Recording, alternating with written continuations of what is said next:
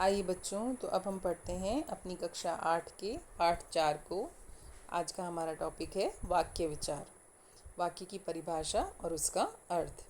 शब्दों के उस सार्थक क्रमबद्ध समूह को वाक्य कहते हैं जिसके द्वारा कहने या लिखने वाले का पूर्ण भाव स्पष्ट होता है। जैसे पंकज एक अच्छा मित्र है। उपयुक्त उदाहरण से वाक्य या शब्द समूह की क्रमबद्धता से यानी कि उसके सही क्रम से पंकज के अच्छे मित्र होने के पूर्ण भाव का पता चलता है। यदि इसकी क्रमबद्धता बदल दी जाए, यदि इसके शब्दों को आगे पीछे कर दिया जाए तो भाव अस्पष्ट हो जाएगा। वाक्य के भेद। वाक्य के दो भेद होते हैं जो निम्नलिखित हैं। रचना की दृष्टि से वाक्य के भेद और अर्थ की दृष्टि से वाक्य के भेद। रचना की दृष्टि से वाक्य के तीन भेद होते हैं: सरल वाक्य, मिश्रित वाक्य और संयुक्त वाक्य। उपयुक्त रचना की दृष्टि से वाक्य के तीन भेदों पर विचार करने से पूर्व वाक्य रचना के दो तत्वों को जानना आवश्यक है। वाक्य में कर्ता और क्रिया दोनों रहते हैं। इसमें निम्नलिखित दो मुख्य खंड होते हैं: उद्देश्य और विधेय। उद्देश्य वाक्य में जिसके विषय में कुछ कहा जाए उसको उद्देश्य कहते हैं। विधेय वाक्य में जिसके द्वारा उद्देश्य की क्रिया या विशेषता बतलाई जाए उसको विधेय कहते हैं। जैसे प्रेरणा खेलती है। इस वाक्य में प्रेरणा के बारे में कुछ कहा गया है, इसलिए प्रेरणा उद्देश्य है। और प्रेरणा के बारे में कहा गया है कि वह खेलती है, तो खेलती है उसका विधेय है। अब हम पढ़ेंगे रचना की दृष्टि से वाक्य के भेद। तो सबसे पहला है सरल वाक्य। जिस वाक्य में एक उद्देश्य होता है और एक ही विधेय होता है उसे हम सरल वाक्य कहते हैं। जैसे बिजली चमकती है। इसमें बिजली उद्देश्य है और चमकती है उसका विधेय है, यानी कि इसमें एक ही उद्देश्य और एक ही विधेय है। मिश्रित वाक्य। जिस वाक्य में एक साधारण वाक्य के अधीन दूसरा अंग वाक्य को अर्थात जिसमें उद्देश्य या विधेय एक से अधिक हो उन्हें मिश्रित वाक्य कहते हैं। या हम कह सकते हैं जहाँ एक प्रधान वाक्य, एक मुख्य वाक्य हो और दूसरा उस पर आश्रित वाक्य हो उसे हम मिश्रित वाक्य कहते हैं। जैसे राहुल और नितिन खाना खा रहे हैं।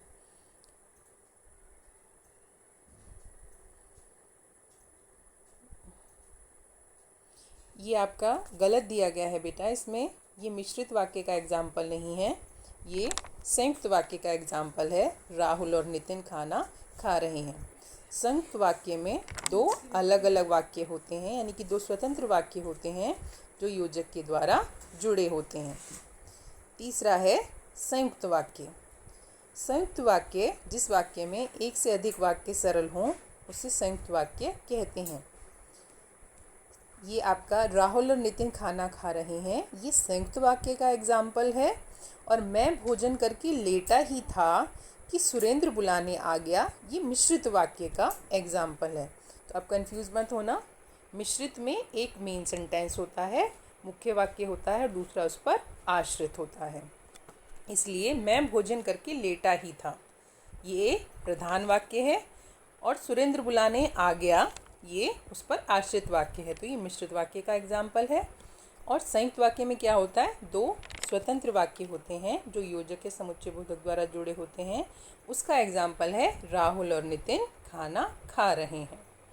तो आप बिल्कुल कंफ्यूज मत होइएगा। पिछले पाठों में, पिछली क्लासेस में भी मैं आपको ये सब चीज़ें पढ़ा चुकी हूँ, तो आशा है कि आपको आसानी से समझ में आ जाएगा। ये गलती से मिसप्रिंट हो गया है तो इसकी वजह से आप कंफ्यूज मत होना। आगे देखते हैं अर्थ की दृष्टि से वाक्य भेद। अर्थ की दृष्टि से वाक्य के 8 भेद होते हैं जो निम्नलिखित हैं। विधिवाचक या विधानवाचक। जिस वाक्य से किसी बात के होने का बोध हो उसको हम विधिवाचक या विधानवाचक वाक्य कहते हैं। या कह सकते हैं कि जो सिंपल सेंटेंस होता है, सरल वाक्य होता है, उसे हम विधानवाचक वाक्य कहते हैं। मैं खा चुका हूँ। निषेधवाचक वाक्य। जिस वाक्य से किसी बात के ना होने का बोध हो, निषेध मतलब नहीं, उसको निषेधवाचक वाक्य कहते हैं। जैसे मैंने खाना नहीं खाया। आज्ञावाचक वाक्य। जिस वाक्य में किसी आज्ञा का बोध हो उसको आज्ञावाचक वाक्य कहते हैं। जैसे कुछ करने की आज्ञा दी गई हो। या कुछ करने के बारे में कहा गया हो। तुम खाना खा लो। प्रश्नवाचक वाक्य, जिस वाक्य से किसी प्रश्न का बोध हो उसको हम प्रश्नवाचक वाक्य कहते हैं। जैसे क्या तुम सो रहे हो। विस्मयवाचक वाक्य, जिस वाक्य से विस्मय, शोक, हर्ष आदि भावों का बोध हो उसे विस्मयवाचक वाक्य कहते हैं। जैसे ओह, ये तुम्हारे साथ क्या हो गया। संदेहवाचक वाक्य, जिस वाक्य से संदेह का बोध हो उसे संदेहवाचक वाक्य कहते हैं। जैसे उसने खाना खा लिया होगा, तो इसमें क्रिया के होने में संदेह है, इसलिए ये संदेहवाचक वाक्य है। इच्छावाचक वाक्य, जिस वाक्य से इच्छा या कामना का बोध हो उसको हम इच्छावाचक वाक्य कहते हैं। यह मेरी हार्दिक इच्छा है कि तुम सफल हो। संकेतवाचक वाक्य, जिस वाक्य में एक वाक्य दूसरे वाक्य की संभावना पर आधारित हो तो उसको संकेतवाचक वाक्य कहते हैं। जैसे यदि आप भोजन करें तो मैं भी भोजन करूं। अब देखिए वाक्य रचना के नियम। वाक्य रचना के प्रमुख नियम निम्नलिखित हैं। सबसे पहला है उसका क्रम, यानी कि वाक्य में शब्दों का जो क्रम है वो सही होना चाहिए। किसी वाक्य में सार्थक शब्दों को उचित स्थान पर रखने को क्रम कहते हैं। जैसे हरे कृष्ण ने भोजन किया, इस वाक्य में पहले कर्ता, फिर कर्म और बाद में क्रिया को रखा गया है। इसके नियम निम्नलिखित हैं। हिंदी वाक्य के शुरू में कर्ता, उसके मध्य में यानी कि उसके बीच में कर्म और उसके अंत में क्रिया होनी चाहिए। जैसे प्रेरणा ने भोजन किया, यहाँ प्रेरणा कर्ता है, भोजन उसका कर्म है और किया उसकी क्रिया है।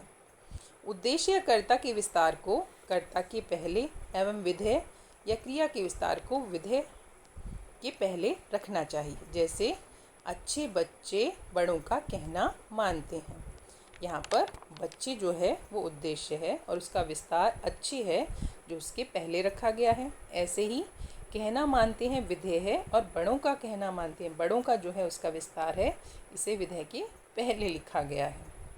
कर्ता व कर्म के बीच अधिकरण, अपादान, संप्रदान एवं करण आदि कारक आते हैं। जैसे स्वाति ने घर की अलमारी से हिमांशु के लिए हाथ से पुस्तक निकाली। ने, की, से, के लिए ये हमारे कारक चिन्ह हैं। इनसे ही हमारा सेंटेंस, हमारा वाक्य पूर्ण होता है। संबोधन शुरू में आता है। संबोधन किसी को पुकारना। हे प्रभु मुझको सद्बुद्धि दीजिए, ये हमेशा वाक्य के शुरू में आता है। क्रिया विशेषण क्रिया से पहले आता है। जैसे दीपांशु तेज दौड़ता है, दौड़ता है क्रिया है और तेज उसकी विशेषता है, इसलिए वह क्रिया से पहले आएगा। विशेषण विशेष्य से पहले आता है। जैसे मेरी पीली फ्रॉक कहीं नहीं मिल रही है, फ्रॉक विशेष्य है और पीली उसकी विशेषण है। प्रश्नवाचक पद या शब्द उस संज्ञा से पूर्व आता है जिसके विषय में प्रश्न हो। जैसे क्या दीपू सो रहा है। अन्वय, वाक्य में विभिन्न पदों या शब्दों का लिंग, वचन, पुरुष और काल के अनुसार मेल उसका अन्वय कहलाता है। यह मेल कर्ता और क्रिया, कर्म और क्रिया, क्रिया और संज्ञा का होता है। उनका निम्नलिखित वर्णन किया जा रहा है। कर्ता और क्रिया का मेल। वाक्य रचना में कर्ता और क्रिया का मेल निम्नलिखित प्रकार से होता है। यदि कर्तृवाच्य वाक्य में कर्ता विभक्ति रहित है, यानी कि उसके साथ ने, को, से नहीं लगा है, तो उसकी क्रिया के लिंग, वचन और पुरुष कर्ता के लिंग, वचन और पुरुष के अनुसार ही होंगे। जैसे प्रेरणा विद्यालय जाती है, प्रेरणा स्त्रीलिंग है तो क्रिया भी स्त्रीलिंग में बनी है। प्रेरणा एक वचन है तो क्रिया भी एक वचन में ही बनी है। यदि वाक्य में एक ही लिंग, वचन और पुरुष की अनेक विभक्ति रहित कर्ता हों और उनमें अंतिम कर्ता के पहले और संयोजक आया हो, तो इन कर्ताओं की क्रिया उसी लिंग के बहुवचन में होगी। जैसे पीयूष और नितिन जाते हैं। अब यहाँ दूसरा कर्ता नितिन है और नितिन के अनुसार ही उसकी क्रिया बनेगी बहुवचन में। यदि वाक्य में दो भिन्न लिंगों के कर्ता हों और दोनों द्वंद्व समास के अनुसार प्रयुक्त हों, तो उनकी क्रिया पुल्लिंग बहुवचन में होगी। जैसे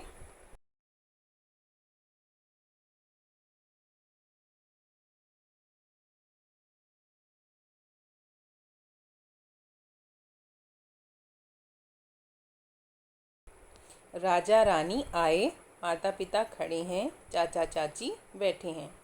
यदि वाक्य में दो भिन्न भिन्न विभक्ति रहित एक वचन कर्ता हो और दोनों के बीच और संयोजक आए तो उनकी क्रिया पुल्लिंग और बहुवचन में होगी। जैसे राधा और कृष्ण वन को गए, बाघ और बकरी एक घाट पर पानी पीते हैं।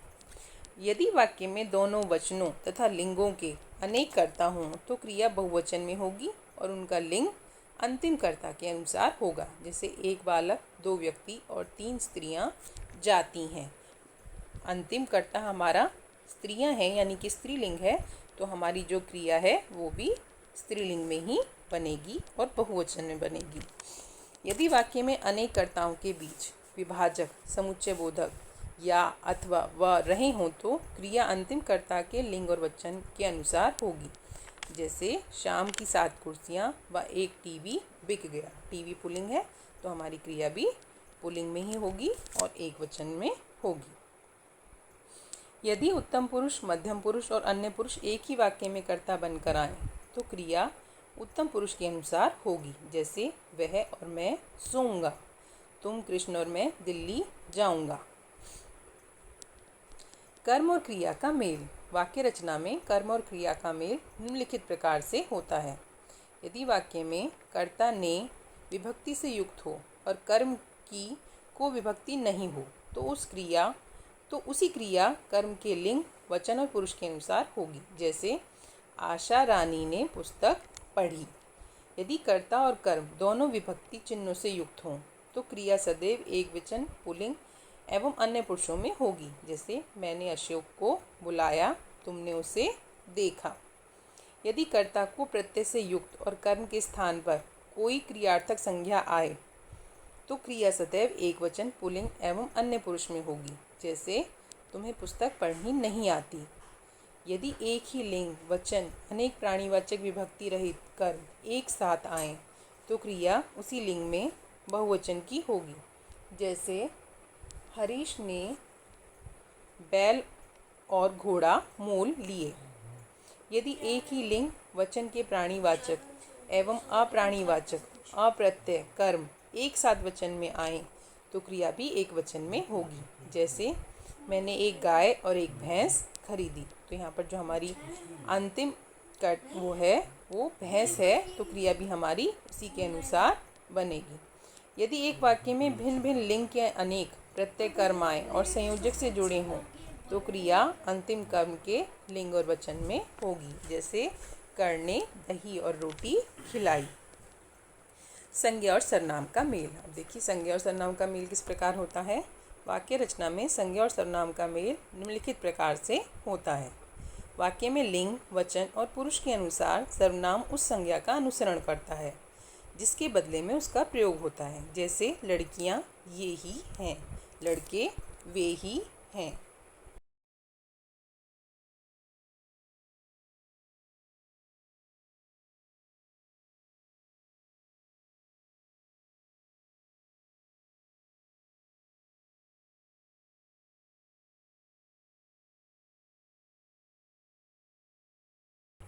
यदि वाक्य में अनेक संज्ञाओं के स्थान पर एक ही सर्वनाम आए तो वह पुल्लिंग बहुवचन होता है। जैसे रमेश और सुरेश दिल्ली गए हैं, वे 2 दिन के बाद लौटेंगे। यहाँ पर हमारा ये पाठ समाप्त होता है और अब हम करेंगे इसका अभ्यास और इसके प्रश्न उत्तर।